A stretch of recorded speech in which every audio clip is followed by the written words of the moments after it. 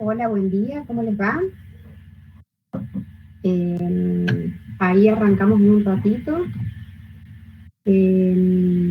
Marisol o Marina, ¿a alguna de ustedes la promuevo como presentador?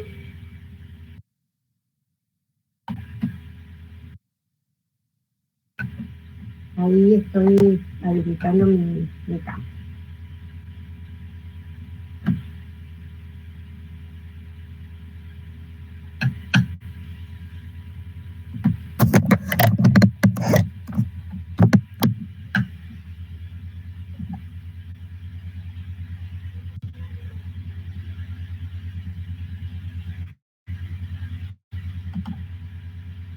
Bueno, les voy comentando. En el día de hoy vamos a empezar la unidad 8B de reacciones de ácido-base. Recuerden que la unidad 8 es la que se evalúa en el parcial 3 junto con fórmulas químicas que las van a aplicar en la resolución de ejercicios. No necesariamente les vamos a tomar un apartado de fórmulas, sino que las fórmulas van a estar nombradas en los ejercicios y es allí donde ustedes van a poder hacer la aplicación. En el día de hoy vamos a ver la teoría de ácido-base y en el día de mañana vamos a ver los ejercicios. Ahí vamos a compartir la pantalla.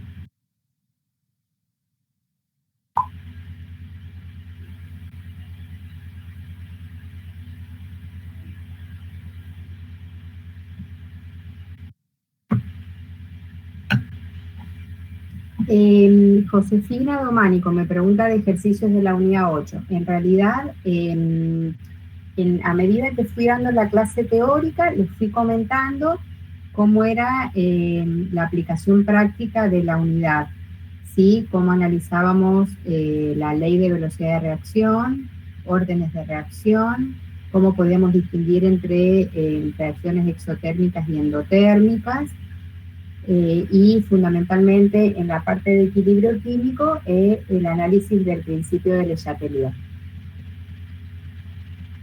Bueno, acá ya tenemos en pantalla esta es la diapositiva inicial de la unidad 8B, ácidos y bases. Ahí está transcrito del programa analítico cuáles son los temas que vamos a ver en esta parte de la unidad. Y en general en la bibliografía pueden encontrar este tema en 2 capítulos, ¿sí? Si ustedes están siguiendo alguno de estos 2 libros, el Brown o el Chan, van a encontrar en 2 capítulos del libro el tema completo de ácidos y bases. Una hojita más.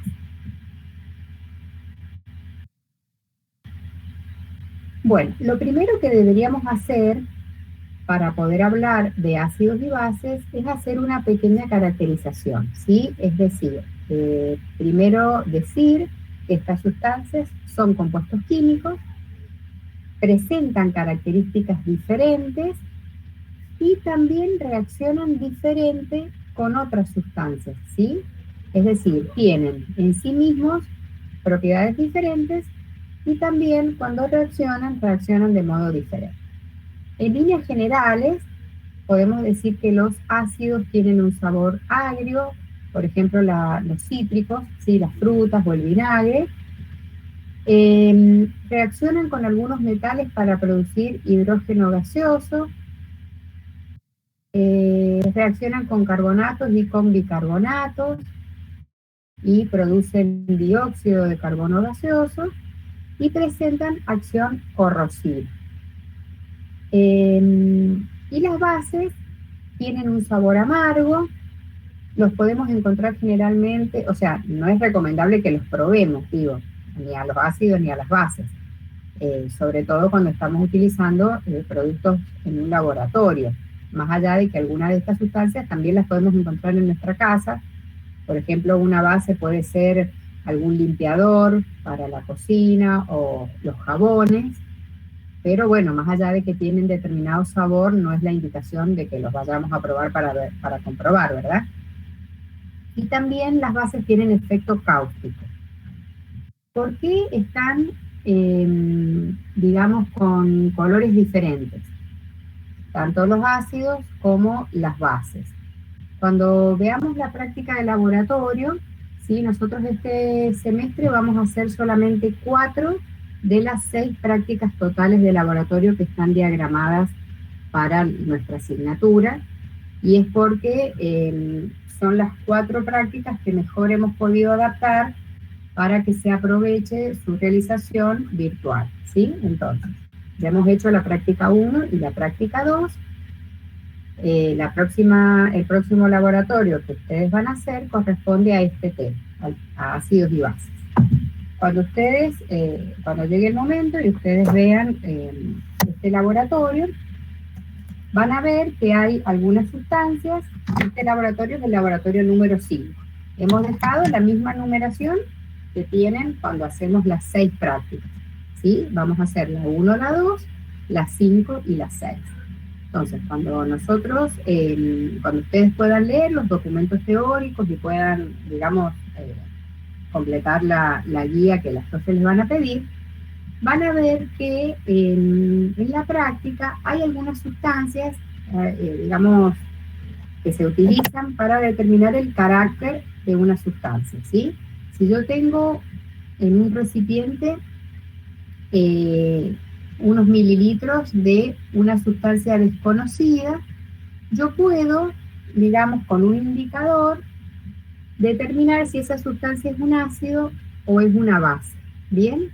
Y estos indicadores generalmente vienen en el formato de unas tiras de papel.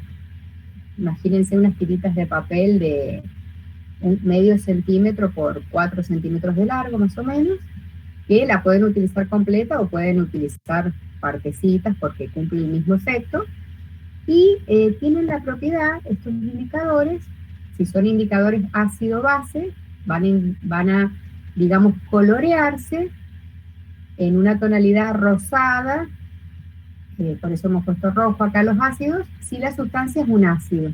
Y se van a colorear en un color azulino, un azul celestón, si esa sustancia es una base, ¿sí? Entonces, en general, muchas veces en la bibliografía, cuando se hacen ejercicios o se plantea alguna situación, o se quiere mostrar un ácido y mostrar una base, muchas veces también se ayuda con el color, ¿sí? Porque estos indicadores, que son sustancias que tienen digamos, la propiedad de decirnos, cuando nosotros tenemos una muestra y no sabemos si esa muestra tiene carácter ácido o carácter básico, tienen esa propiedad de virar, con B corta es la palabra, de realizar un viraje, es decir, modificar su coloración en función del medio en el que estamos introduciendo ese papel.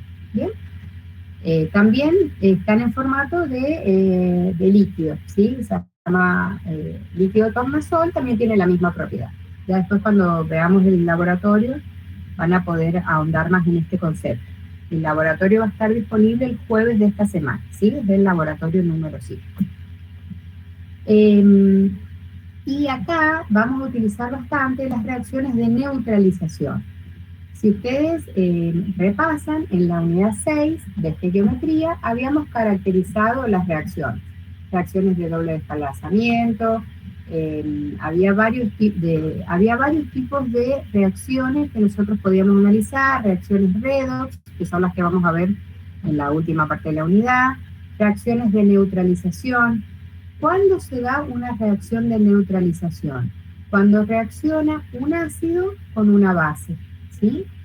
Y da por resultado una sal más agua. Entonces, en el resultado nosotros ya no tenemos ni el ácido ni la base, si estuvieran en proporciones estequiométricas y se alcanzaran a consumir todos los reactivos, ¿sí? Entonces, después ustedes repasen en la unidad 6, al principio de la teoría, tienen algún ejemplo de reacciones de neutralización. Una hojita más. Bueno, siempre que nosotros vamos a estudiar un concepto nuevo, es importante que nosotros podamos definirlo para que, digamos, pongamos en claro y sentemos los precedentes de a qué nos referimos cuando hablamos de, en este caso, un ácido, o de qué hablamos cuando hablamos de una base. El tema es que en ácido-base ustedes van a encontrar 3 teorías, y cada una de las 3 teorías que ustedes tienen ahí mencionadas da su propia definición de qué es un ácido y de qué es una base. ¿Por qué ocurre esto?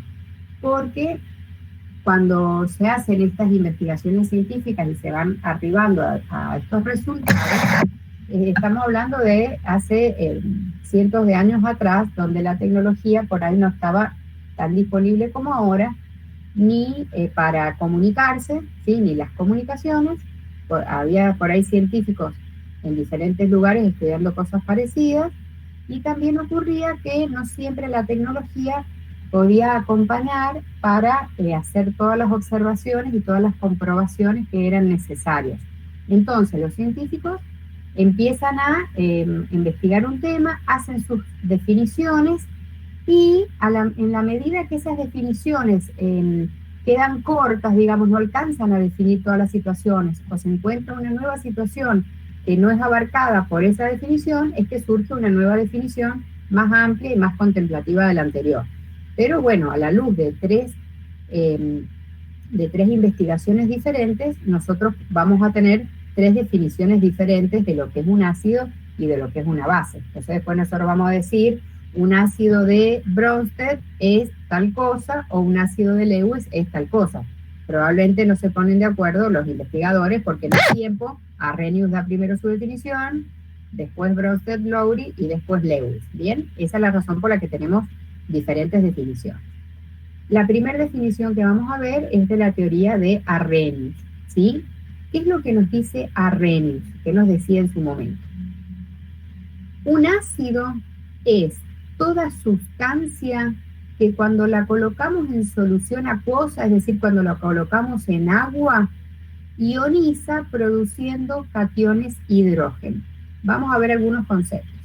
Tengo una sustancia que la coloco en agua, bien, en este caso es el ácido clorhídrico, a quien estamos analizando. ¿Sí? Entonces, nosotros ponemos ácido clorhídrico en agua, que es la reacción que tenemos acá, y el ácido clorhídrico ioniza. ¿Qué quiere decir que ioniza? Vamos a utilizar muchísimo el concepto de ionización en esta unidad. Que una sustancia ionice significa que se divide en los iones que la componen. En este caso, ¿en qué se va a ionizar el ácido clorhídrico? En el catión hidrógeno más el anión cloruro. Bien, fíjense, el anión cloruro ya está solito de aquel lado. El tema es que el catión hidrógeno se une a la molécula de agua formando una sustancia nueva que vamos a definir en esta unidad, que se llama hidrogenión, ¿sí? O catión hidrónio. ¿Sí? ¿Me siguen hasta acá y me escuchan bien?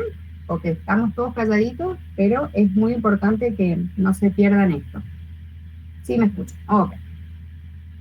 Entonces, si yo, fíjense, no pongo la molécula de agua, el ácido clorhídrico directamente lo puedo ionizar y escribir la reacción hidrógeno más cloruro del lado derecho.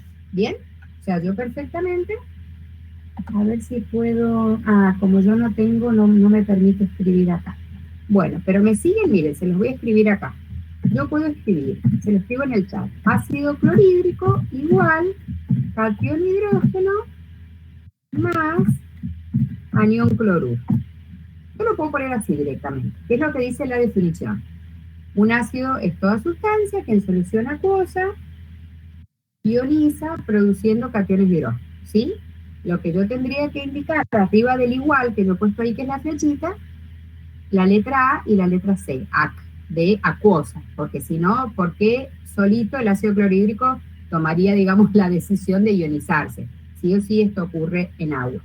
Lo más, digamos, correcto es escribir la reacción como ustedes la ven completa, y con la aparición de esta nueva especie química que se llama hidronio o hidrogenión o catión hidronio, que es simplemente una molécula de agua a la que se le agregó el catión hidrógeno que ha surgido de la ionización del ácido clorhídrico.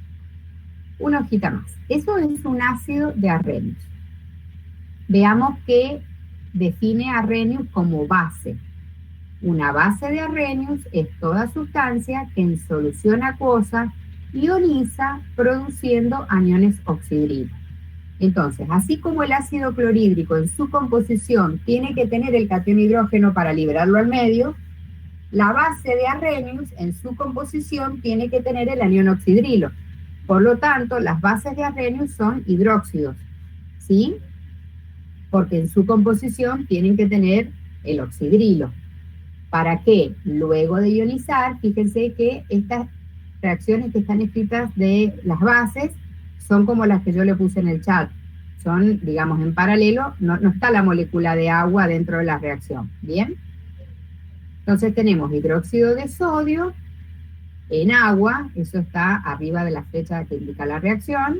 Entonces el hidróxido de sodio está ionizado en catión sodio más anión oxidrilo, ¿sí? Lo mismo para el hidróxido de aluminio, ¿bien? Y acá veamos la reacción de neutralización de la que hablábamos. Si yo tengo un ácido, como el ácido clorhídrico, y tengo un hidróxido, una base, como el hidróxido de sodio, cuando se combinen entre sí, fíjense que en este caso, como el ácido es un hidrácido que no tiene oxígeno, la sal es una urosal, ¿bien? Si yo en vez de ácido clorhídrico pusiera ácido sulfúrico, que tiene oxígeno, la sal sería un sulfato, sería una oxosal, ¿bien? Pero en cualquier caso, un ácido más una base me da la sal correspondiente más agua. Esa es la reacción de neutralización que ustedes pueden buscar también en la unidad número 6. Una hojita más. El concepto de base de Arrhenius implica cesión de oxidrilos al medio, ¿sí? El tema es que en algún momento se estudia el amoníaco. Bien, el amoníaco, cuando se pone en solución acuosa, en el medio acuoso aparecen oxidrilos, pero si nosotros vemos la composición química del amoníaco, no tiene oxidrilos en su composición, ¿sí? Entonces, por eso es que surge una nueva definición, y esta definición la dan Bronsted y Lowry, ¿sí? Hasta acá, según Arrhenius, la sustancia ácida en su composición tiene el protón.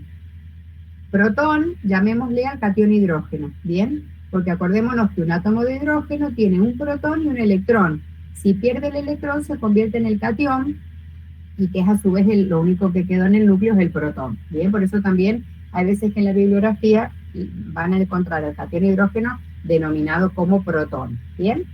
Entonces, la nueva definición con la que trabajamos ahora es que un ácido de Bronsted-Lowry es toda especie, y ya no tiene que ser una molécula necesariamente, puede ser un ion o puede ser una molécula, que pueda donar un protón a otra especie, y una base es toda especie que pueda aceptar ese protón, ¿sí?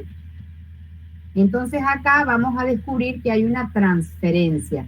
¿Y qué es lo que se transfiere? Según la teoría de Bronsted y Lowry, se transfieren protones entre moléculas o entre especies químicas. Veamos ese ejemplo. El amoníaco, ¿sí?, es una base. ¿Bien? Bueno, vamos a llegar a esa conclusión cuando hagamos este análisis. Tenemos amoníaco que lo vamos a poner en agua, ¿sí? Fíjense que el amoníaco se ha convertido en catión amonio porque ha incorporado un catión hidrógeno más, que es se ha marcado alguno de ellos con la pelotita celeste, ¿sí? Fíjense que originariamente el amoníaco tiene un átomo de nitrógeno central y rodeado de 3 hidrógenos, y pasa a tener un hidrógeno más, que como se incorpora con su carga, eso es lo que le da la carga a todo ese catión y se llama catión amonio. En cambio el agua pierde ese catión. y pasa a convertirse en el oxidrilo, ¿sí? Entonces, efectivamente, lo que se descubre es que cuando se coloca amoníaco en agua, aparecen cationes oxidrilo. Pero eso, perdón, aniones oxidrilo, pero esos oxidrilos no estaban en la composición del amoníaco, pero igualmente el amoníaco es una base, entonces por eso surge esta nueva definición. Si una sustancia es una base, para Bronsted-Lowry lo que hace es incorporar un protón, mientras que si es un ácido, lo que hace es liberarlo. ¿Bien? Entonces, fíjense cómo sigo teniendo la reacción de neutralización, una base más un ácido. Pero ahora, si yo analizo del lado de los productos, vieron que la flechita es reversible. Que sea la flechita reversible quiere decir que yo también puedo analizar los productos que tengo a la derecha. ¿Qué ocurriría si se combinan entre sí para generar los reactivos, digamos que serían los productos de esa segunda reacción, de la reacción inversa? Entonces yo puedo descubrir que el catión amonio podría ceder un protón. Entonces, si puede ceder un protón, quiere decir que es un ácido. Y el oxidrilo podría incorporar ese protón para convertirse en agua nuevamente. Entonces sería una base. ¿Bien? Y acá es donde surge el concepto de par ácido-base conjugado. Es decir, la base que está a la izquierda, que es el amoníaco, tiene su ácido conjugado en la derecha, que es el catión amonio. Y el agua, que es un reactivo en este caso, que es un ácido, tiene su base conjugada del lado de los productos, que es el oxidrilo. Ahora, ustedes me podrán decir, profe, pero ¿cómo me va a decir que el agua es un ácido? Ya vamos a ver que el agua tiene un comportamiento muy particular, analizado en las teorías ácido-base, que puede funcionar como agua y puede funcionar, el agua puede funcionar como una sustancia ácida o como una sustancia básica o alcalina. Y eso justamente es lo que hace que cuando nosotros midamos, digamos, una propiedad que va a surgir más adelante, nos dé que es una sustancia neutra. Ya vamos a ver. Pero si nosotros analizamos la molécula de agua a la luz de las teorías que vamos a ir viendo, en este caso, en esta reacción, está comportándose como un ácido. ¿Bien? Una hojita más.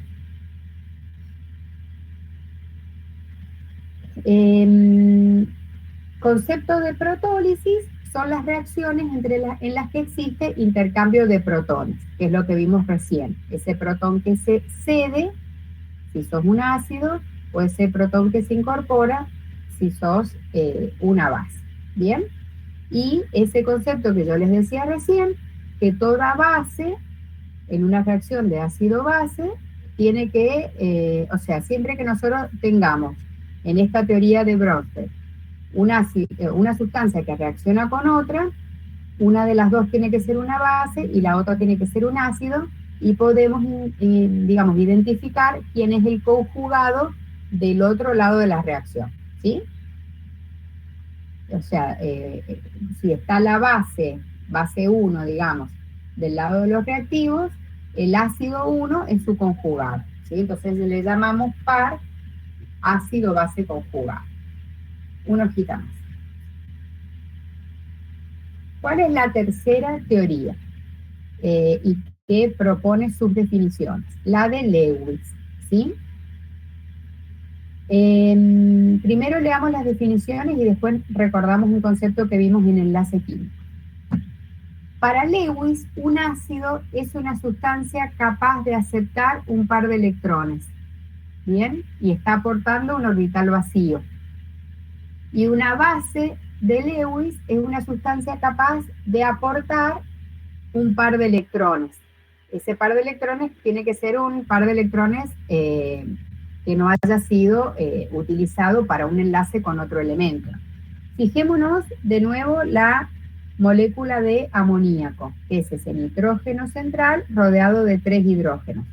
El nitrógeno es un elemento de grupo 5A, quiere decir que tiene 5 electrones en su último nivel.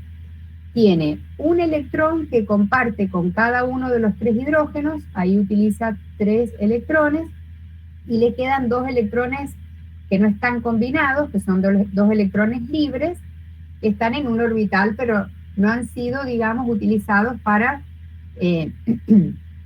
para combinarse con los hidrógenos, ¿verdad? Y ya tiene completo su octeto. Entonces, ese par de electrones podría servir para formar un enlace. Ese enlace se llamaba enlace dativo. ¿Se acuerdan cuando vimos los tipos de enlace covalente? Después lo pueden repasar. Teníamos los enlaces covalentes, podían ser puro o apolar, polar o dativo. Cuando teníamos un enlace dativo, cuando un elemento tenía un par de electrones no combinados que se lo aportaba a otro elemento que tenía un orbital vacío, ¿sí? Entonces acá tenemos ese ejemplo, ¿bien? En este caso el amoníaco es la base, porque aporta el par de electrones sin combinar. Y el ácido es la otra sustancia, que es el trifluoruro de boro, que lo que está aportando es el orbital vacío, ¿sí? Entonces, el amoníaco es la base y el trifluoruro de boro es el ácido que está aceptando ese par de electrones. Una hojita más. Inés, ahí quiero hacer una aclaración, está mal escrita la fórmula del trifluoruro de boro. Claro, el boro, el flúor 3. Para que lo tengan en cuenta los chicos. Bien, el trifluoruro de boro es boro flúor 3. Sí, no lo había visto, caray.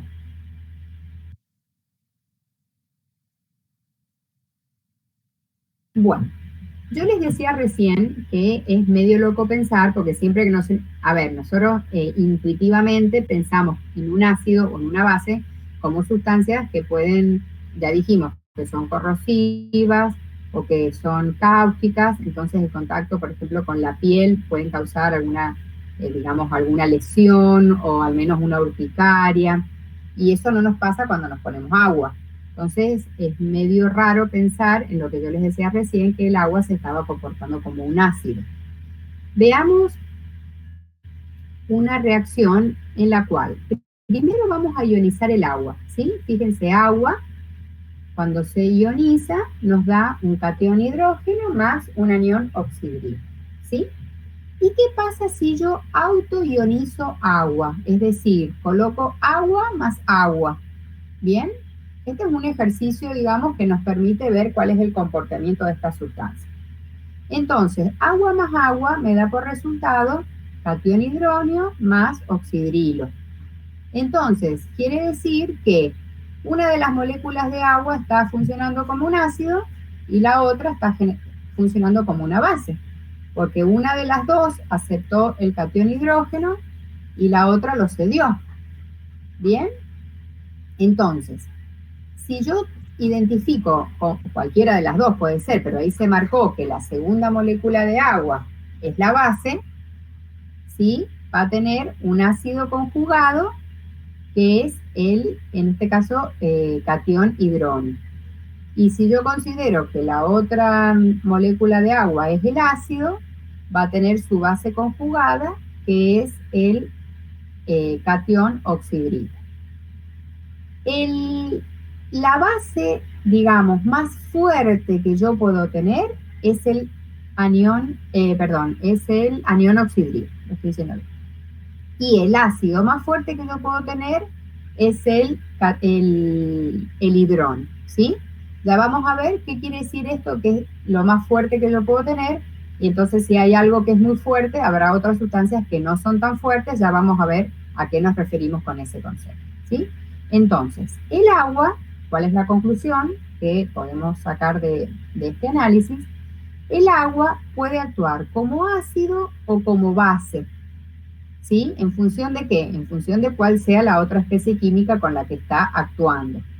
Y eso es debido al carácter de anfolito o especie anfiprótica, ¿sí? Anfolito viene de ánfora, no sé si ustedes han escuchado esa palabra, que se encontraron, no sé, en el antiguo Egipto, ánforas milenarias. Bueno, una ánfora es como un jarrón que tiene una orejita para un lado y una orejita para el otro. Si ustedes la dividen por la mitad, las dos mitades le quedan igual. Esto es lo que nos está queriendo decir. El agua acá está reaccionando con el agua. Están reaccionando dos sustancias iguales, es la misma sustancia, y las dos tienen, digamos, distinto comportamiento, pero la sustancia es exactamente la misma. Eso quiere decir que tenga el carácter de anfolito. Una hojita más. Bien, entonces, utilizando justamente esta propiedad del agua, vamos a calcular una constante que es ni más ni menos que la constante de equilibrio, que nosotros ya sabíamos calcular de la primera parte de la unidad 8. Si yo vuelvo a utilizar esta reacción en la cual el agua se ha ionizado, yo puedo calcular ese K sub C, esa constante, la puedo calcular como la concentración, perdón, el producto de la concentración de los productos dividido en la concentración del reactivo, ¿sí? ¿El producto quién es? Concentración de catión hidrógeno por concentración de oxidrilo dividido en concentración de agua. Pero ¿se acuerdan que habíamos dicho que la concentración del agua era constante? Entonces la sacamos de la expresión, la pasamos multiplicando y nos queda una nueva constante, que se llama K-Water, ¿sí? Es la constante del producto iónico del agua, que es la concentración de catión hidrógeno por la concentración de anión oxidrilo, ¿sí? Si nosotros hacemos una medición empírica de esta constante, vemos que el valor que toma es 1 por 10 a la menos 14, ¿sí? Y nosotros sabemos que esta sustancia es neutra. Nosotros sabemos que el agua, o sea, si yo tengo agua, lo que yo les decía recién, y me coloco agua en la mano, yo no tengo ningún efecto. El agua es efectivamente neutra. ¿Por qué? Porque están en equilibrio, fíjense a la derecha, la concentración de catión hidrógeno con la concentración de anión oxidrilo. Están en equilibrio, quiere decir que son iguales. Ahora, si hay una sustancia en la que predomina la concentración de cationes hidrógeno, esa sustancia es ácida. Fíjense, el primer ejemplo que yo les di fue, voy a analizar el ácido clorhídrico y en solución aparecían los cationes hidrógeno. Entonces, cuando nosotros hagamos una medición, está predominando esa especie química. Entonces, por eso llegábamos a la conclusión de que la solución era un ácido.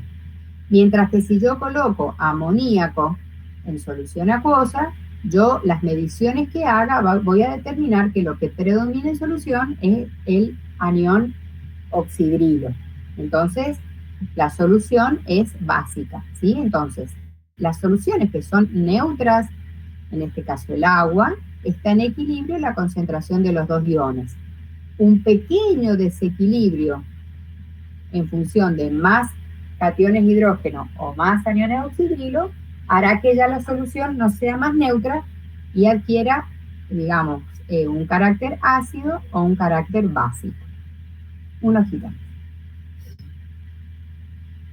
Entonces, ¿qué entendemos por acidez o por alcalinidad? Es decir, yo coloco una solución en agua y me le confiere acidez al medio o me le confiere alcalinidad al medio, ¿sí? Si yo, digamos, testeo ácido clorhídrico puro, no es ni ácido ni alcalino, porque el clorhídrico se va a ionizar en agua, entonces yo necesito tenerlo en solución acuosa. Lo mismo son los dos hidróxidos que se mencionan ahí. Si yo le hago un testeo a cualquiera de esos dos hidróxidos puros, no me manifiesta ni acidez ni alcalinidad. Yo necesito poner la sustancia en agua y ver cómo se ioniza y recién analizar, ¿sí? Y bueno, ahí dice qué es lo que produce según cada una de las teorías. ¿Bien? Y en el agua los iones están en equilibrio. Cuando yo introduzco una nueva sustancia, va a haber un aporte de alguno de los dos iones. Y eso, digamos, lo que va a predominar, y ahí yo voy a observar acidez o voy a observar alcalinidad. Y luego daremos un rango para decir en qué rango numérico estás para acidez y en qué rango numérico estás para alcalinidad o basicidad. Una hojita más. Bien, entonces, ¿se acuerdan que habíamos dicho que el K-Water para el agua era 1 por 10 a la menos 14? Eso hace que, digamos, en la neutralidad, los dos iones estén con la misma concentración, y esa concentración es 1 por 10 a la menos 7. ¿Sí? 1 por 10 a la menos 7 por 1 por 10 a la menos 7 de la fórmula del producto iónico me da 1 por 10 a la menos 14, que es el K-Water, ¿sí? Eso equivale a un pH de 7. Disculpen. pH es una función matemática que está abajo a la derecha y significa menos logaritmo. ¿Sí? Entonces, si tienen calculadora a mano, les voy a poder pedir que hagan esta cuenta. pH, ¿cómo se calcula un pH? Menos logaritmo decimal, no LN, no el logaritmo natural. ¿Sí? Ubican la fórmula que les estoy diciendo, abajo a la derecha, recuerdan en azul. pH lo voy a calcular como menos logaritmo de concentración de hidrógeno. Si yo me voy a neutro, la concentración de cationes de hidrógeno es 1 por 10 a la menos 7. Entonces, si yo hago en la calculadora, menos logaritmo, paréntesis, 10 elevado, que es este simbolito, a ver si me sale. Esperen que no lo veo. O sea, ustedes van a escribir en la calculadora, menos logaritmo, paréntesis, 10, y ahora tengo que probar con todo. Ahí lo encontré. ¿Me ven en el chat? Elevado a la menos 7. Igual. Eso le tiene que dar igual a 7. ¿Me pudieron seguir? Porque van a utilizar bastante estas cuentas. Ok. Fíjense, si predomina, que está en rojo, la concentración de cationes de hidrógeno, ¿sí? La concentración va a ser mayor de 10 a la menos 7. ¿Bien? Mayor de 10 a la menos 7. A ver, vamos a tomar un ejemplo. Menos logaritmo de 10 elevado a la menos 6. Ojo acá con el exponente, ¿sí? Porque 10 a la menos 7 es un número chiquitito, pero para hacerlo más grande, como es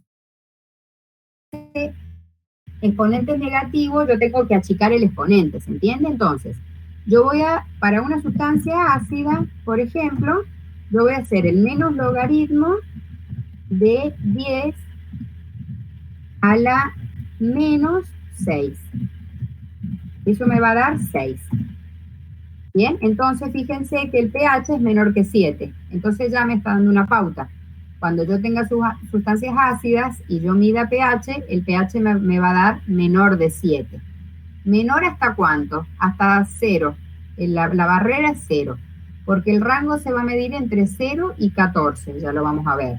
Entonces, 7 es un pH neutro si yo voy con el instrumento de laboratorio que se llama pHímetro y yo lo introduzco, así como tengo el termómetro que me mide temperatura, el pHímetro me mide pH. Entonces, si yo tengo agua, si el agua no tiene sales disueltas, no tiene nada, digamos, ningún contaminante ni nada, su pH debería estar alrededor de 7. Si yo mido un pH menor de 7, quiere decir que estoy en presencia de una sustancia ácida. Bien, y el paralelo es la básica. La básica, la concentración de oxidrilo es la que gana, la que hay más. Entonces, la concentración de cationes de hidrógeno es menor de 10 a la menos 7. Por ejemplo, 10 a la menos 9. ¿Sí? Por ejemplo, menos logaritmo de 10 a la menos 9 me va a dar igual que 9. Quiere decir que estoy por arriba del 7 en una sustancia básica. ¿Sí? Nosotros, si bien tanto digamos, los ácidos predominan los cationes hidrógeno y calculamos pH. En las bases predomina el catión oxidrilo, pero como es complementario del catión hidrógeno, también calculamos pH, ¿sí? Porque lo que nosotros dominamos es una escala de pH de 0 a 14, 7 la neutralidad, de 0 a 7 rango ácido, de 7 a 14 rango alcalino. Entonces, no importa si yo estoy considerando un ácido o considerando una base, siempre voy a calcular, voy a informar pH. Ya vamos a ver qué cálculos tengo que hacer en cada una de las dos situaciones. Si dispongo de un ácido o dispongo de una base. Una hojita más. Esa es la escala que les decía. Ahí hay algunas sustancias, digamos, cotidianas, como para que ustedes se den una idea. El vinagre más o menos tiene pH 3, el bicarbonato de sodio tiene pH un poquito por encima de neutro, el cloro tiene pH 12, el ácido de una pila tiene pH 1, bien, para que tengan una idea. El agua destilada debería tener alrededor de pH 7, pero fíjense, el agua del mar, al tener sales disueltas, se hace un poquito más alcalina, y puedo tener la lluvia que acarrea algunos gases atmosféricos que se combinan con agua para formar ácido, entonces se empieza a acidificar. Y en el extremo, bueno, en regiones industriales altamente contaminadas, la lluvia ácida puede llegar hasta un pH de 1,5, 1. Y de las definiciones que hemos estado viendo, podemos decir que el pH, que lo calculábamos como menos logaritmo de la concentración de cationes de hidrógeno, más el pOH, que es el menos logaritmo de la concentración de oxidrilos, es igual a 14, porque nosotros habíamos visto que concentración de hidrógeno más concentración de oxidrilos era 1 por 10 a la menos 14. Entonces los menos logaritmos, digamos, para el agua me diría que es 7 más 7 igual a 14. Bien, entonces nosotros también podemos calcular matemáticamente pOH, pero luego lo que vamos a informar es pH. Nosotros ya tenemos incorporado que si una sustancia tiene un pH 10, ya sabemos que es básica, y si tiene un pH 4, por ejemplo, ya sabemos que es una sustancia ácida. Una hojita más. Bien, ahora necesitamos conocer, dentro de la capacidad de ionización que tengan las sustancias, si esa capacidad de ionización es fuerte, es medianamente fuerte o es baja, ¿sí? Entonces, por eso hablamos de electrolitos. ¿Qué es un electrolito? Es una sustancia que cuando la colocamos en agua pueden disociarse. Bien, eso es un electrolito. Una sustancia que en solución acuosa se puede disociar. ¿En quién se disocia? En los iones que la componen. Ahora, un electrolito es fuerte o es débil en función de si es muy capaz o poco capaz de ionizarse, ¿sí? Entonces, la fuerza de una sustancia lo que hace es decirme la facilidad o en qué medida o qué porcentaje de ionización puede tener esa sustancia. Los electrolitos fuertes se disocian al 100%, por ejemplo, cloruro de sodio. Un electrolito débil se disocia parcialmente, por eso dice no se disocia completamente, o sería lo mismo decir que tiene una disociación parcial. Por ejemplo, el ácido acético, que ustedes no conocen esa fórmula porque ustedes no han visto compuestos orgánicos. El ácido acético es el principio activo del vinagre, ¿sí? El ácido acético, vayan más o menos familiarizándose con esta sustancia, con su nombre, porque la vamos a trabajar mucho en ácido base. Esta sustancia es un electrolito débil. Fíjense que yo les estoy mostrando una ionización, pero si nosotros hacemos la constante de equilibrio, vamos a ver que hay mucho ácido y no hay prácticamente nada de iones. Mientras que si yo hago la constante de equilibrio del cloruro de sodio, voy a tener todo como catión sodio y anión cloruro y no voy a tener nada como cloruro de sodio. ¿Bien? Una hojita más.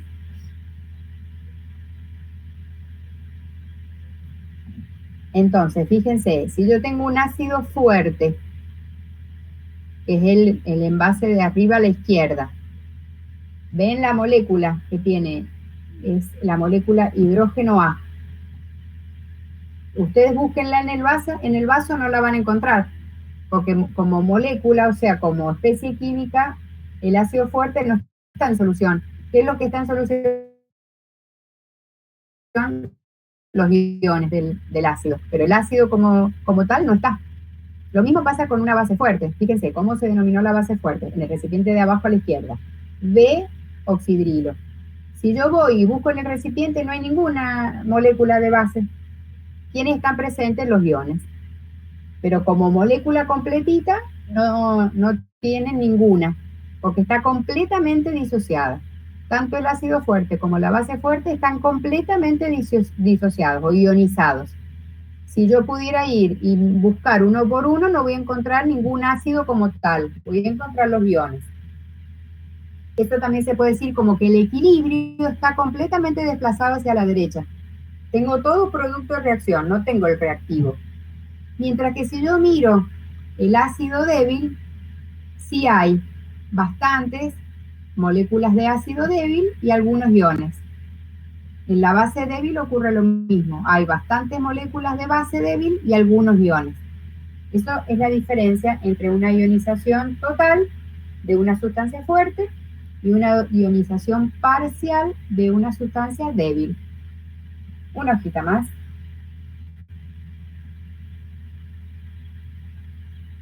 Ahora, ¿cómo hago yo para identificar quiénes son electrolitos fuertes y quiénes son electrolitos débiles? Ahí les dejo para que lean un minutito algunas de las sustancias más comunes y su clasificación.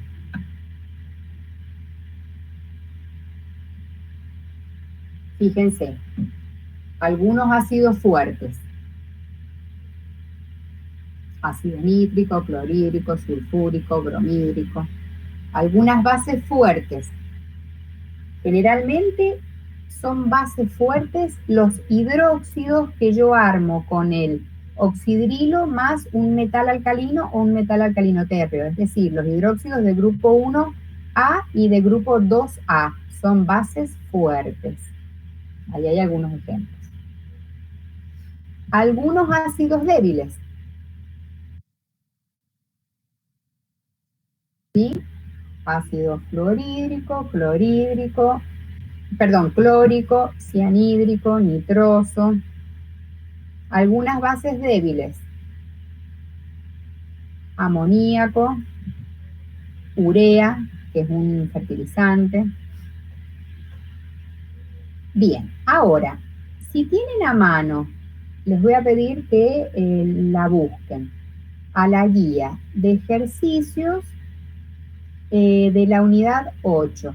Al final de la guía, en general, hay guías en las que necesitamos trabajar con tablas o con información adicional, y esos datos los mandamos como anexos al final de la guía, ¿sí? Entonces, en la unidad 8 de ejercicios, al final de la misma, van a encontrar 2 tablas con valores. Esas tablas son de constantes de equilibrio, de K sub A y de K sub B. ¿Qué es una constante de equilibrio? Es una constante que yo puedo hacer, como mostramos recién para el agua, haciendo en el numerador el producto de la concentración de los productos dividido en el producto de la concentración de los reactivos, ¿sí? Esperen que voy a hacer un intento de conectar. Espero que no, ayer no hubo ningún problema y me funcionó bien, pero por ahí como que me bloquea el aula. Si llegamos a tener algún problema que se me bloquee la compu, yo voy a reiniciarme y ustedes me dan 5 minutitos y tratan de ingresar de nuevo a la sala, ¿sí? Lo que quiero es conectar. A ver, una hojita más, Marina, si está en el Power no va a hacer falta, sino Se los voy a mostrar. No, no es. A ver, una más. No, una menos. 2 menos, perdón. Bien. A ver.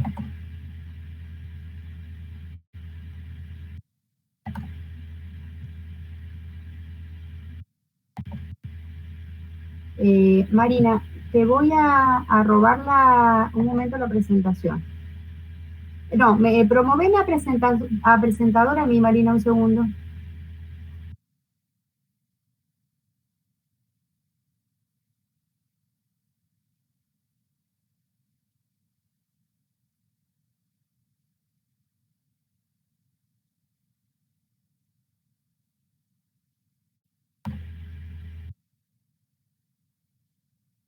Mari, ¿está por ahí? Sí, pero no sé cómo... Vos apretame mi nombre y ahí pones promover a presentador. A ver.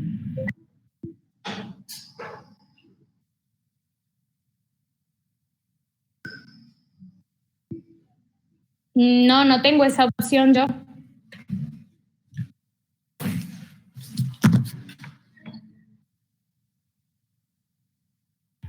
Ahí me fijo, Mari, dame un segundito. Dale.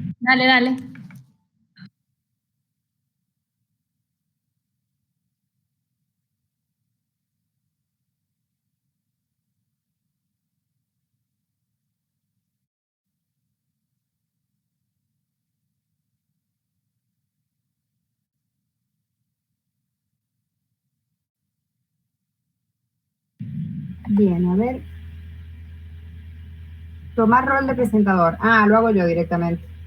Genial. Bueno. Díganme si ven la pantalla. Ahí les voy a hacer una explicación.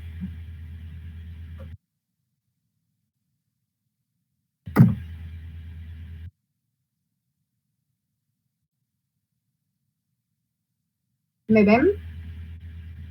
Estoy escribiendo ácido fluorhídrico. Ahí se vamos escribiendo. Bien. Bueno, vamos a buscar la K-A para el ácido fluorhídrico, que dijimos que era un ácido débil. Lo van a buscar ahí en esa tabla. Y me lo van a decir, yo mientras les comento que el ácido fluorhídrico, cuando lo coloquemos en solución acuosa, se va a ionizar en catión hidrógeno más anión fluoruro. ¿Sí? Y cuando yo haga la constante ácida o la constante de equilibrio de este ácido, yo voy a decir que es la concentración de catión hidrógeno por la concentración de anión fluoruro dividido en la concentración del ácido.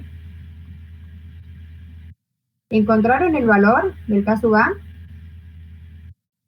A ver, me voy a ir al chat, me lo pueden escribir ahí.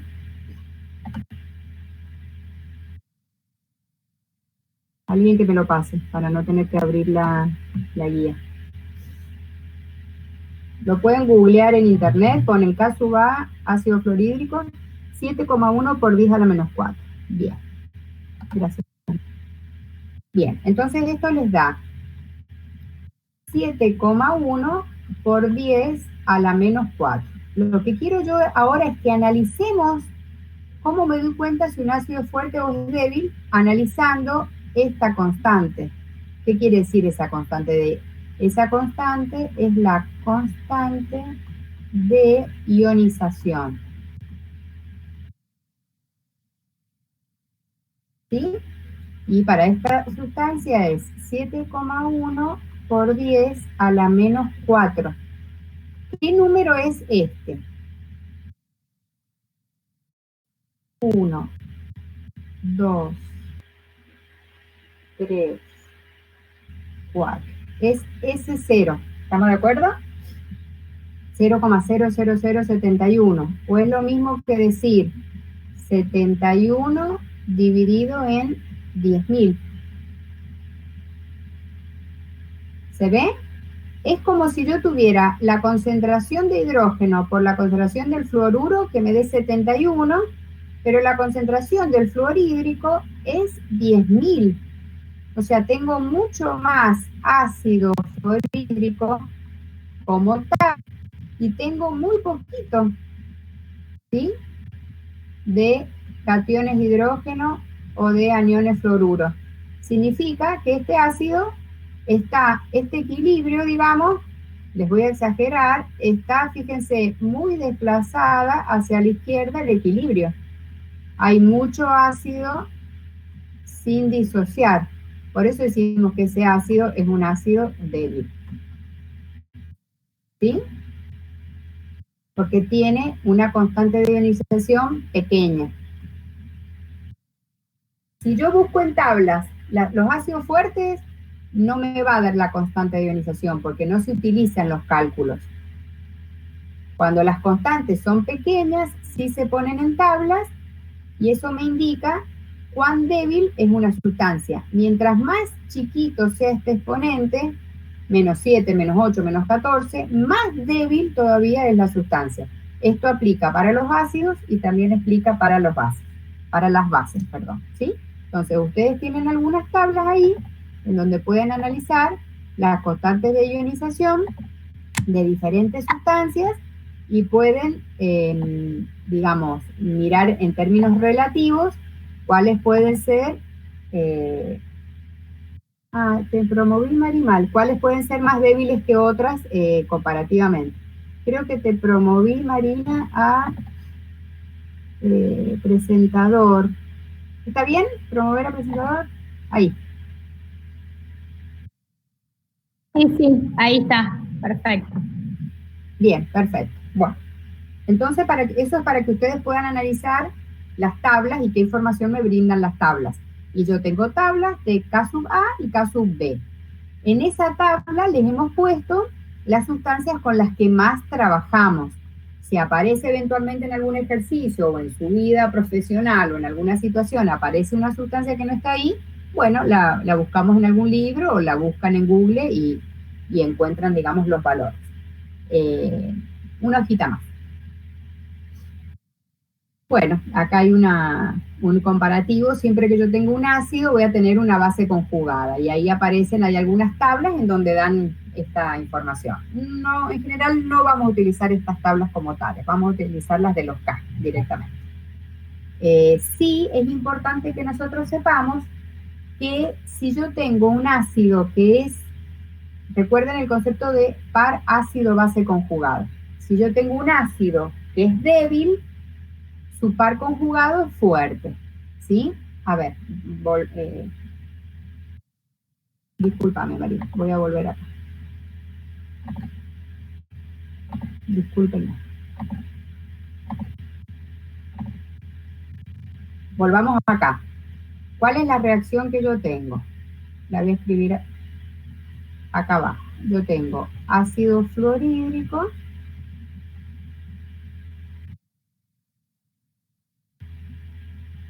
que ioniza. ¿Sí?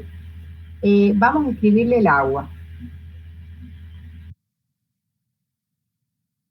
Entonces, esta sustancia es un ácido. Dijimos que el catión hidrógeno es el ácido más fuerte que se conoce. Por lo tanto, este va a ser una base que puede aceptar un protón y estos dos son entre sí conjugados. Bien, bueno, por lo tanto, estos dos, esperen que voy a sacar esto, ahí estamos. Bueno, esta es la otra base, ¿sí? Entonces, solamente vamos a analizar el conjugado. Fíjense, si yo tengo este ácido y tengo esta base. Este ácido, como dijimos que era, un ácido débil. El equilibrio está muy desplazado hacia allá. Por lo tanto, la base conjugada es fuerte. ¿Qué quiere decir esto? Esta base es tan fuerte que está toda desplazada para la izquierda. Y este ácido es tan débil que no logra irse hacia la derecha, entonces su equilibrio se desplaza a la izquierda, ¿sí? Por eso tiene esa, digamos, lógica de análisis cuando yo tengo un par ácido-base conjugado, que si el ácido es débil, la base conjugada es fuerte. Y lo mismo al revés, ¿sí? Si yo analizo,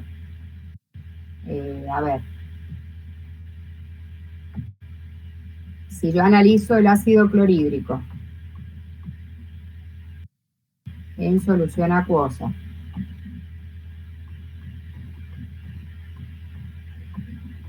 bueno, acá puedo poner el hidróneo, lo hice así para más rápido. Hidrógeno 3 oxígeno, para que me dé con la reacción. Entonces dijimos que este era un ácido ¿de qué tipo? Fuerte. El hidróneo dijimos que es el ácido más fuerte que se conoce.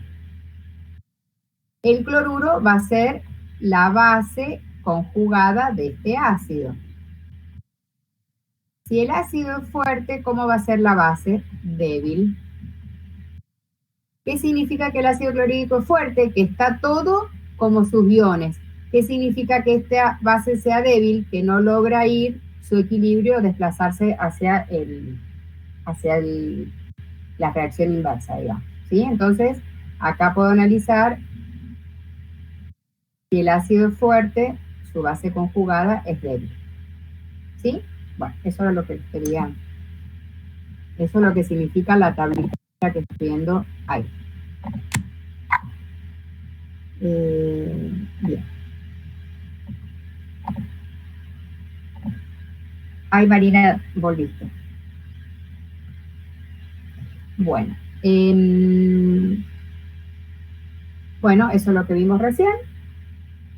¿Cuáles son los pares conjugados que podemos tener? Ácido fuerte con base débil, ácido débil con base fuerte con ácido débil, o sea, tenemos todas las opciones. Una hojita más.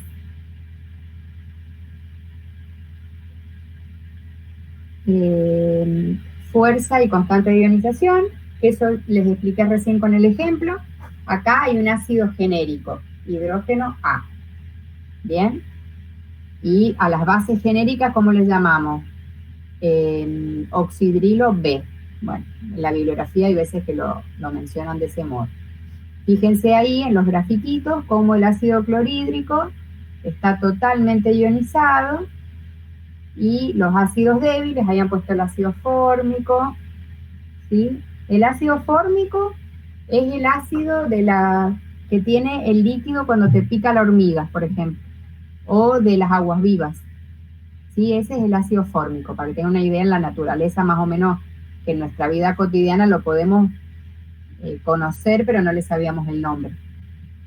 Entonces, ese es el análisis que les mostré recién de la constante de ionización, ¿sí? Mientras más grande sea el K sub A, es más fuerte el ácido. Mientras más chiquitito, por eso 10 a la menos 4, fíjense cuánto me había achicado el número, 0,00071, bastante más chiquitito que 1. Eso quiere decir que tengo un número grande en el denominador. ¿Y quién tengo en el denominador? El ácido que estoy analizando o la base que estoy analizando. ¿Sí? Una hojita más. Bien, no vamos a calcular los alfa nosotros, vamos a utilizar los K sub A directamente. Así que una hojita más. Para K sub B, el análisis es el mismo. Digamos, el procedimiento es exactamente el mismo. Ahí tienen un ejemplo. Una hojita más. Bien. Otro concepto importante que surge de bueno, ustedes saben que el agua, aparte de ser tan importante para la vida en nuestro planeta, aparte de la abundancia que hay en la naturaleza, es una sustancia altamente estudiada. Entonces, muchas veces la utilizamos como patrón, ¿sí?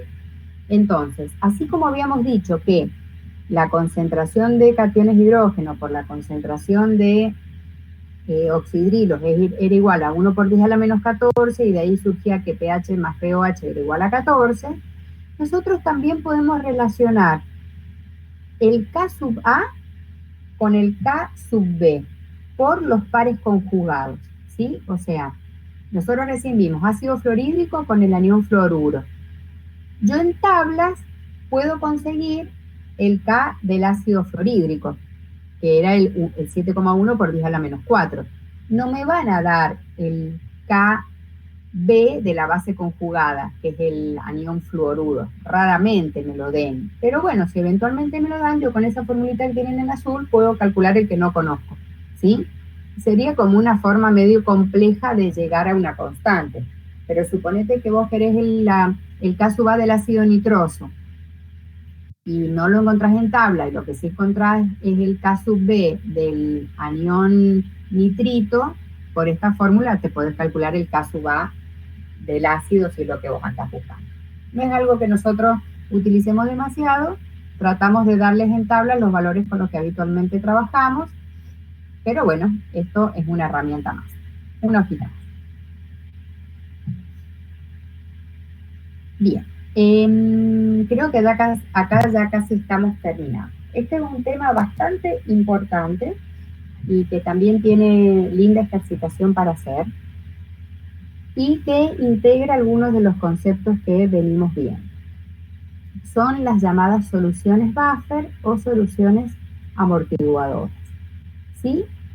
Muchas veces los procesos, ya sea un proceso químico, un proceso biológico, un proceso industrial, precisa trabajar en un determinado rango de pH. Así como hay algunos procesos que necesitan trabajar en una determinada presión, o hay algunos procesos que necesitan trabajar en una determinada temperatura. Por ejemplo, procesos que con pequeños desvíos de las condiciones de trabajo tienen grandes problemas. Por ejemplo, el cuerpo humano, ¿sí? Nosotros estamos diseñados para que los procesos biológicos más o menos se lleven a cabo a los 36 grados y medio, 36 grados 7. Ya cuando estamos con 37,2, fíjense, medio grado de movimiento en la temperatura corporal que incide en los procesos metabólicos que se llevan a cabo dentro de nuestro organismo, ya empieza a afectar y nos empezamos a sentir mal o se nos ven afectadas algunas funciones.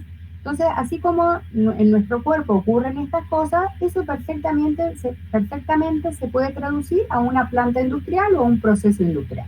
Entonces, así como hay procesos que se requiere que se lleven a cabo a una determinada temperatura, hay algunos procesos que se requiere que se lleven a cabo a un determinado pH o rango de pH. Entonces, si yo quiero mantener la temperatura en un recipiente, yo podré calefaccionar o podré refrigerar. Bien, esas serían mis herramientas. O si es una masa gaseosa, podré poner un convector, un ventilador, mover la masa de aire. Ahora, ¿qué puedo hacer yo? ¿Qué herramientas tengo para mantener el pH en un rango de pH? Entonces, la herramienta que yo tengo para utilizar es una solución buffer o una solución amortiguadora, es lo mismo, ¿sí? Este tipo de soluciones pueden resistir pequeños cambios de pH. Si yo tengo que trabajar en pH 3 y tengo un recipiente de 100 litros que tienen que estar a pH 3, obviamente si yo le agrego 200 litros de una base pH 10, la buffer, listo, o sea, no puede controlar tanto desvío. Pero supongamos que yo tengo una reacción química que se tiene que llevar a cabo a pH 3. Y producto de la misma reacción se empieza a generar base. Esa base que se empieza a generar producto de la reacción, obviamente va a empezar a levantar el pH, pero va a empezar a ser menos ácido. Entonces, en un momento me puedo ir de rango y eso haría que el proceso, por ejemplo, se salga de punto o se detenga la reacción. Denme un segundo.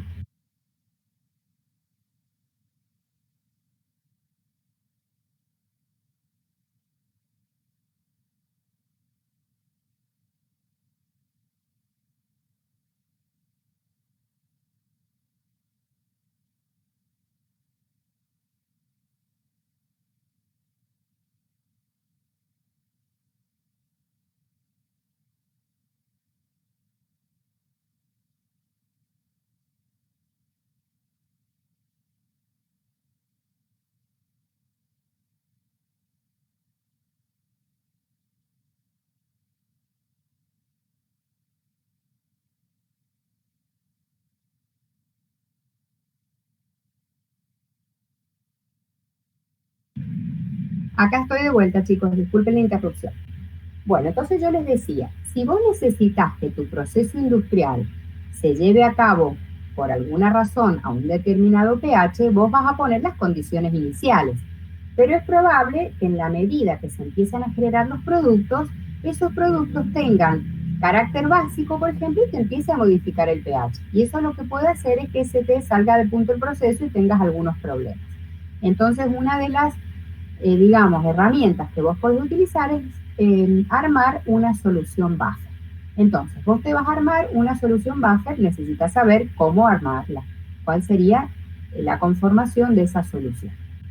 Entonces, esa solución buffer o solución amortiguadora, ¿por qué se llama amortiguadora? Porque va a amortiguar cambios de pH, la voy a poder armar con un ácido débil más su base conjugada, o la voy a poder armar con una base débil y su ácido conjugado. Sigamos con el ejemplo que yo les decía. Vos querés que este proceso industrial se lleve a cabo en pH 3. Entonces vas a necesitar armar tu buffer que sea una buffer ácida. Entonces vas a tener que poner un ácido débil más la base conjugada, ¿sí? Si vos lo que querés es que tu proceso se lleve a cabo en pH alcalino o pH básico, rango de 7 a 14, vas a tener que armar una buffer ácida, una buffer básica. Entonces, ¿cómo te la vas a armar? Con una base débil más el ácido conjugado. ¿Por qué dice ahí ácido débil más base conjugada provista por una sal? Veamos el ejemplo que tenemos acá. Yo voy a poner el ácido débil, que es el ácido acético. ¿Sí? Lo tienen ahí subrayado, dice, considerar una mezcla molar igual de ácido acético, que es carbono, hidrógeno 3, carbono, oxígeno, oxígeno, hidrógeno. Es un ácido orgánico, este ácido, ¿sí? Ustedes no han aprendido a formular, pero sí es bueno que lo vayan conociendo porque aparece un montón en este tema. Entonces, por ejemplo, yo voy a colocar una mezcla de ácido débil, ácido acético, más la base conjugada. Les voy a hacer la reacción. Denme un segundo. Ahí se las muestro.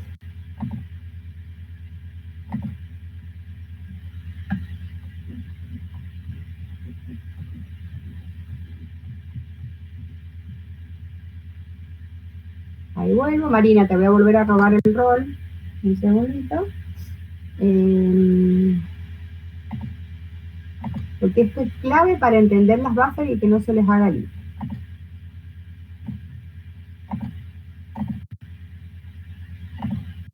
Fíjense, ese es el ácido acético, ¿verdad? ¿Cómo ioniza este señor? Le vamos a poner los nombres hasta que se familiaricen quién es. Ácido acético. ¿Cómo ioniza en solución acuosa?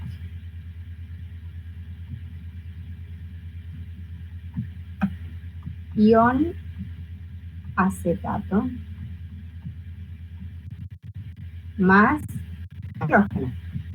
¿Estamos de acuerdo? El ácido acético habíamos dicho que era débil. Y el ion acetato es su base conjugada. Tengo un ácido, tengo el ácido acético y tengo su base conjugada. El tema es que si yo voy a la droguería y pido ácido acético, me dan un recipiente. Dijimos que era un líquido. Pero si yo pido ion acetato, los iones no se comercializan como tal. Entonces acá yo lo que voy a comprar es una sal, ¿sí? A este ion acetato va a venir acompañado o de sodio, acetato de sodio, acetato de potasio, acetato de amonio, ¿se entiende? El ion acetato, que es el que yo necesito para armar la buffer, ¿qué necesito para armar la buffer? El ácido débil y la base conjugada. Ahora, cuando yo vaya a la droguería voy a encontrar el ácido débil y esta sal. Y adentro de la sal, supongamos del acetato de amonio, va a venir el ion, que es la base. ¿Bien? Porque yo en la droguería no puedo comprar iones. Me venden la sustancia completa. Después yo veo que cuando yo esto lo coloco en agua, se me va a ionizar y ahí ya voy a tener disponible la parte del ion, que es lo que yo necesito. ¿Sí? ¿Se entiende? Entonces, ¿por qué yo voy a poner el ácido acético? Otra cosita más que les quiero preguntar. Me van a buscar, si son tan amables, cuál es el K sub A del ácido acético, en la misma tabla que hemos estado trabajando recién. ¿Por qué? Porque una de las definiciones que me dan de las soluciones buffer es que la regulación del pH va a ser alrededor del pK sub A del ácido. Es decir, va a ser alrededor del menos logaritmo del K sub A. Entonces, si yo conozco cuál es el K sub A del ácido, voy a poder saber alrededor de qué pH me va a regular esa base que yo armo. ¿Sí? ¿Alguien me pudo buscar el K sub A? 1,8 por 10 a la menos 7, creo que es, pero no estoy segura. ¿Están ahí todavía?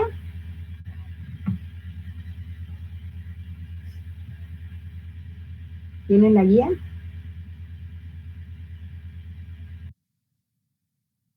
Sí, profe, ok.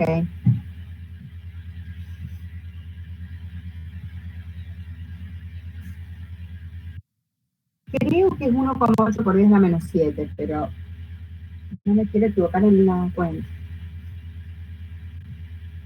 El K sub A del ácido acético, fíjense si lo tienen ahí o lo pueden googlear también.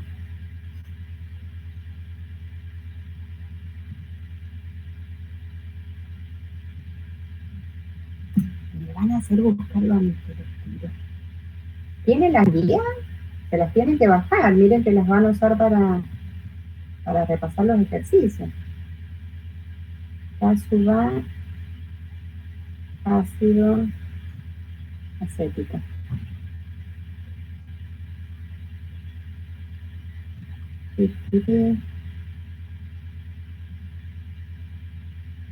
Me da el pK sub A, pero yo no quiero el pK sub A, quiero el K sub A que lo vamos a usar.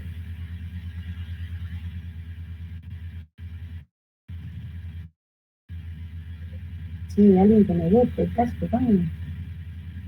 1,8 por 10 a la menos 7, ahí lo encontré.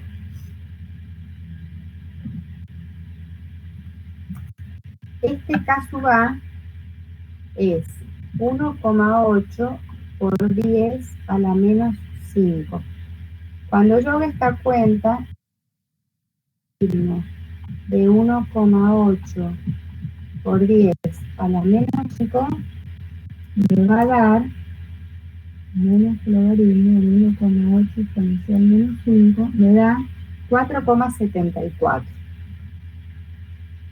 Me da 4,74. Es decir, alrededor de este valor me va a regular esta buffer armada por ácido acético y su base conjugada.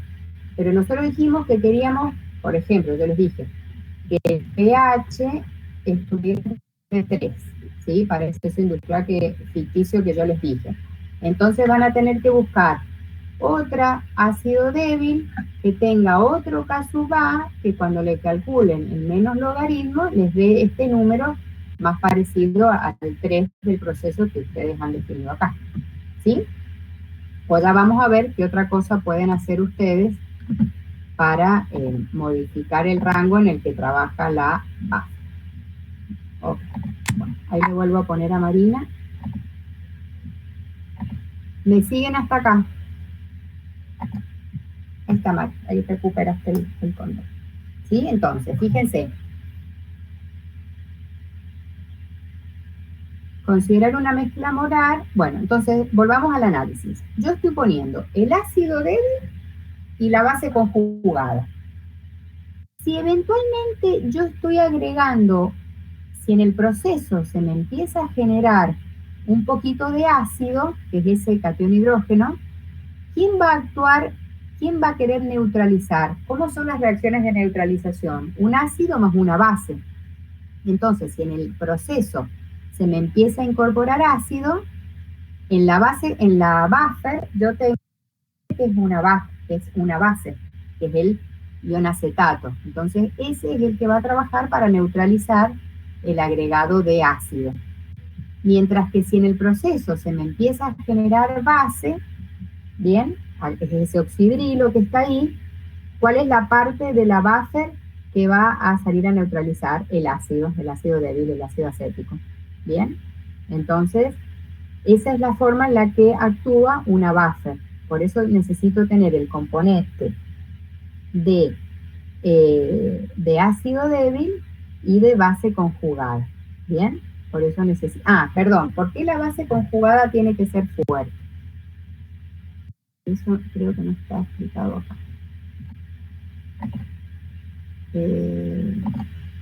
Fíjense que vuelvo.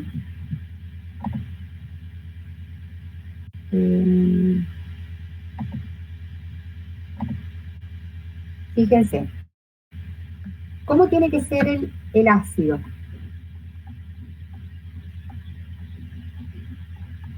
¿Cómo tiene que ser el ácido? Débil. ¿Por qué tiene que ser débil? Para que, si bien existe esta disociación, el equilibrio está muy desplazado hacia la izquierda y yo tengo mucho ácido débil.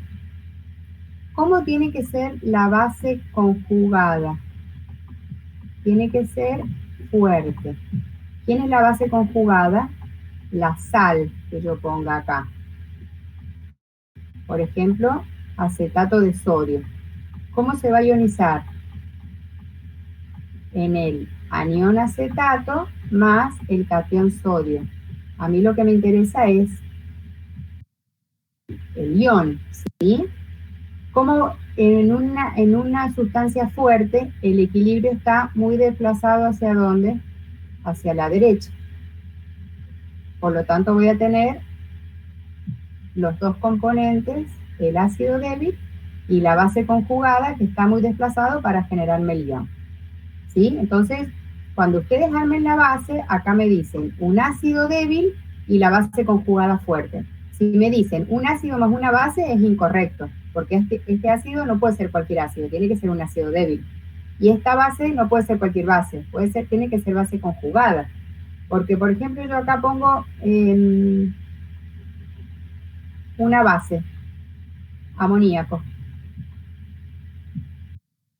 Cuando se disocia en agua, fíjense, ¿qué tiene que ver esta sustancia con esta? No tienen lo que se llama ion común. ¿Bien? Si ustedes me dicen, bueno, hidróxido, perdón. Inés, no se está viendo lo que estás escribiendo. ¿Ah, no me están viendo? No, se ve la pantalla de la presentación. Ahí. Vamos de nuevo. No me tomó Ahora sí. No me tomó compartir pantalla. Ahora sí se ve. Vamos de nuevo. Fíjense, yo tengo este ácido que es débil. ¿Qué significa? Que en la disociación el equilibrio está muy desplazado hacia la izquierda. Si bien yo voy a tener un poquito de los iones. Pero yo lo que más voy a tener es el ácido sin disociar. ¿Y cómo tiene que ser la otra sustancia? Una base fuerte. Por ejemplo, habíamos dicho acetato de sodio, que cuando se disocie, al ser una sustancia fuerte, el equilibrio está muy desplazado hacia la derecha. Entonces acá yo tengo este ion, que es el que me interesa. Entonces la buffer está formada por el ácido débil y la base conjugada que me la provee la sal. ¿Sí? Fíjense que estas dos sustancias tienen lo que se llama ion común. Ya lo vamos a ver. Porque yo acá como base fuerte podría haber puesto, por ejemplo, hidróxido de calcio. ¿Sí? Que cuando se disocie me va a dar calcio más 2-oxidril. Pero no tengo, digamos, ninguna relación entre los componentes de la buffer, ¿sí? Entonces, cuando yo defino, digo que necesito un ácido débil, no un ácido cualquiera, tiene que ser un ácido débil. Y el segundo componente es una base fuerte que tiene que ser conjugada para poder cumplir lo que llamamos efecto de ion común, que eso sí, estoy segura que está explicado en la diapositiva que Marina les está exponiendo, ¿sí? Ahí voy.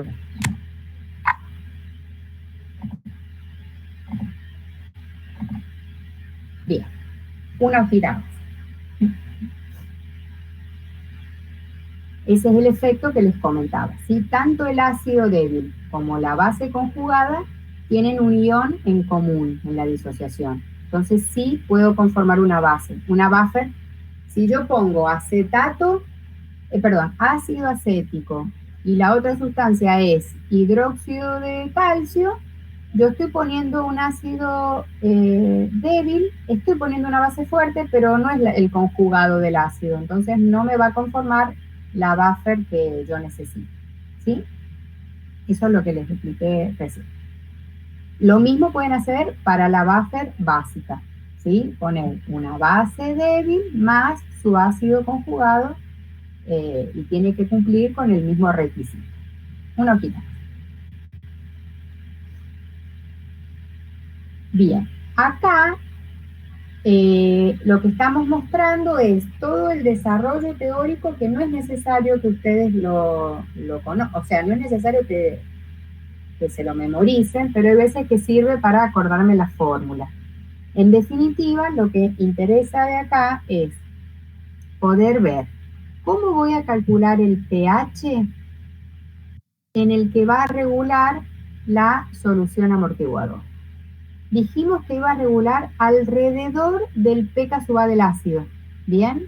Pero no exactamente en ese valor, porque tenemos que agregar un término más, que es el logaritmo de la base conjugada, el logaritmo de la concentración de la base conjugada sobre la concentración del ácido débil, ¿sí? Entonces vamos a decir, se coloca ácido acético 0,2 molar y acetato de amonio 0,5 molar.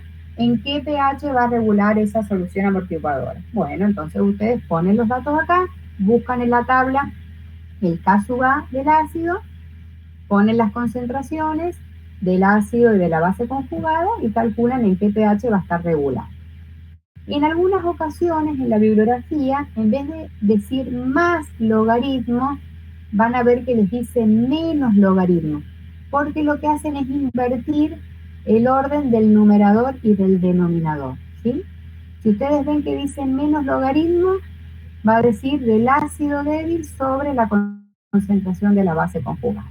Eso es lo único que les va a cambiar. Y creería que hay una hojita más en donde está la fórmula para las buffer alcalinas. El procedimiento es el mismo, ¿sí?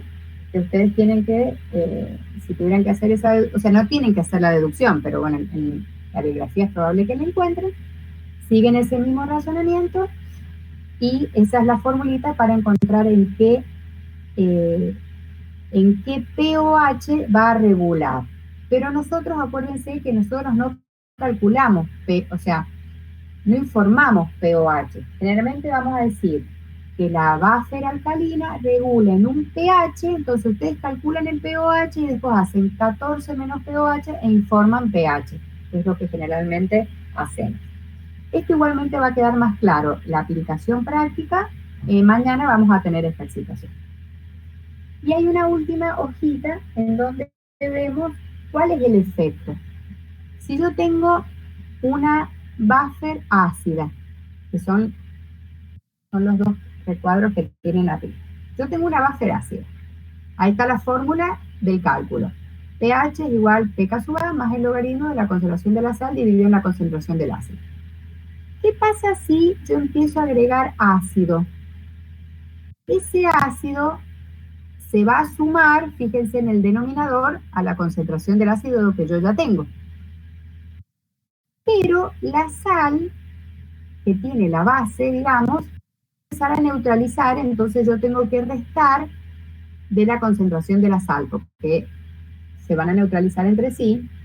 Entonces, ese agregado de ácido fuerte lo que va a hacer es restar en el numerador y sumar en el denominador.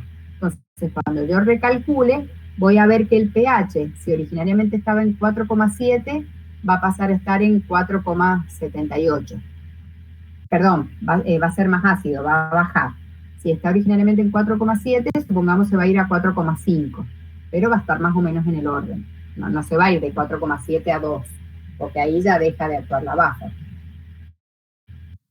¿Qué pasa si yo tengo una buffer ácida en la misma fórmula y yo agrego un poquito de base, agrego un poquito de sustancia base?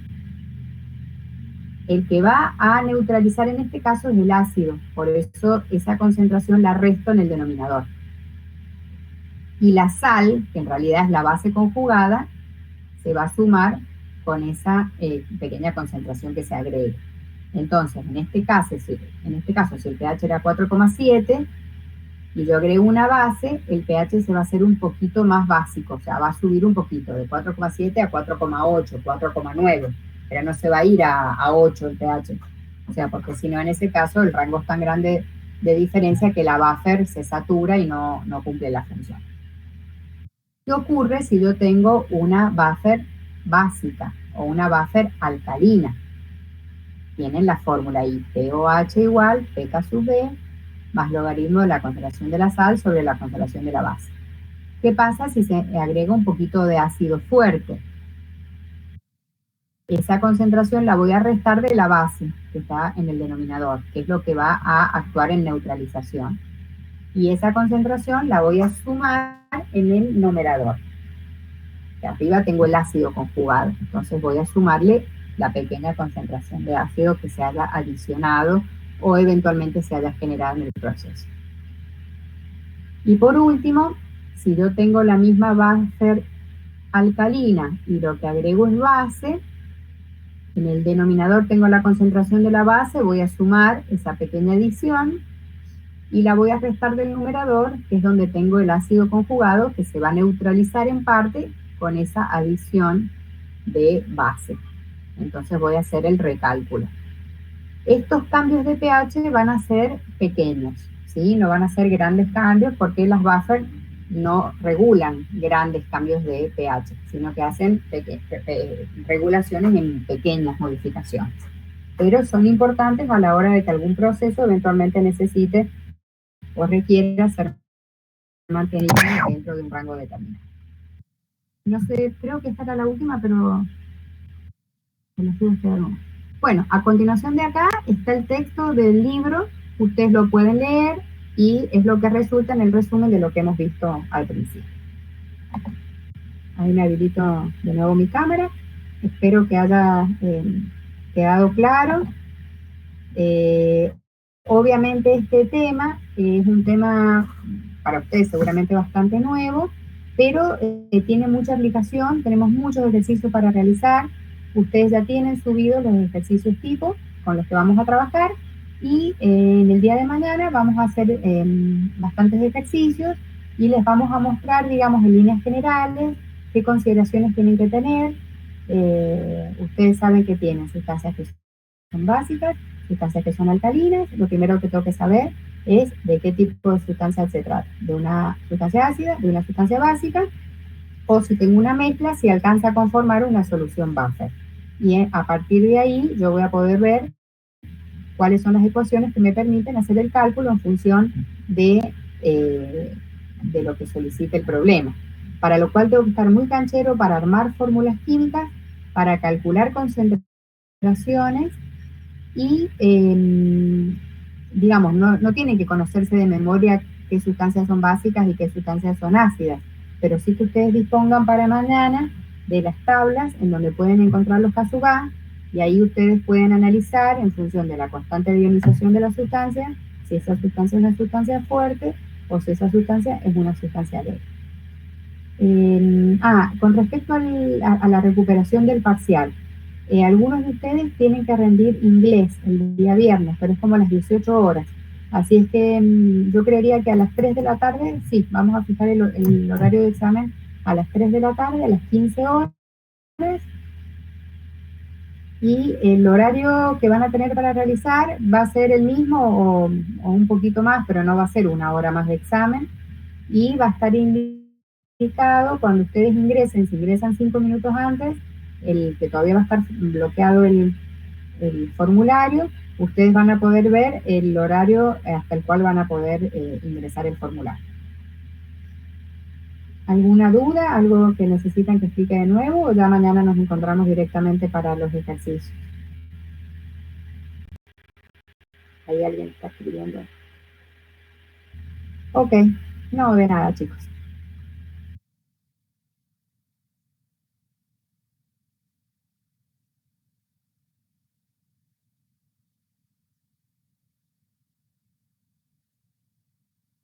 Laboratorio 5 también. Ese laboratorio 5 y laboratorio 6 los vamos a evaluar en el parcial 3. Esta semana tenemos la clase de hoy, mañana ejercitación, jueves laboratorio y el viernes el cuestionario de este tema.